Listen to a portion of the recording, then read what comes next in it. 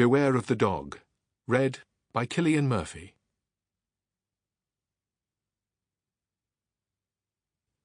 Down below there was only a vast, white, undulating sea of cloud. Above there was the sun, and the sun was white like the clouds, because it is never yellow when one looks at it from high in the air. He was still flying the Spitfire. His right hand was on the stick, and he was working the rudder bar with his left leg alone. It was quite easy. The machine was flying well. He knew what he was doing. Everything is fine, he thought. I'm doing all right. I'm doing nicely. I know my way home.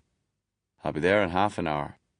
When I land, I shall taxi in and switch off my engine, and I shall say, "Help me to get out, will you?"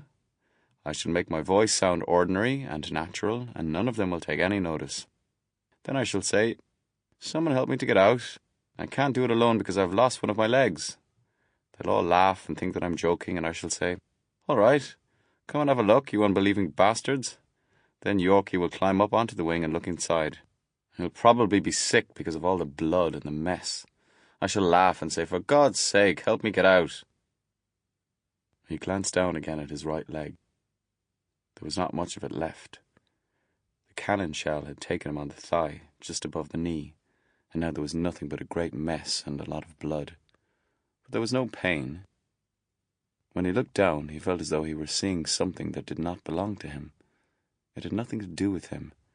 It was just a mess which happened to be there in the cockpit, something strange and unusual and rather interesting. It was like finding a dead cat on the sofa. He really felt fine, and because he still felt fine, he felt excited and unafraid. I won't even bother to call up on the radio for the blood wagon, he thought. It isn't necessary.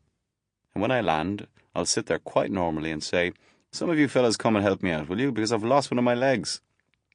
That will be funny. I'll laugh a little while I'm saying it. I'll say it calmly and slowly, and they'll think I'm joking. And when Yorkie comes up in the wing and gets sick, I'll say, "Yorkie, you old son of a bitch, have you fixed my car yet?"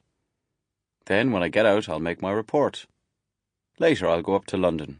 I'll take that half bottle of whiskey with me, and I'll give it to Bluey.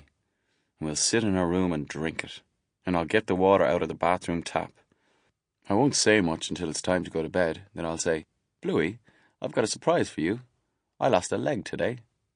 But I don't mind so long as you don't. It doesn't even hurt." We'll go everywhere in cars.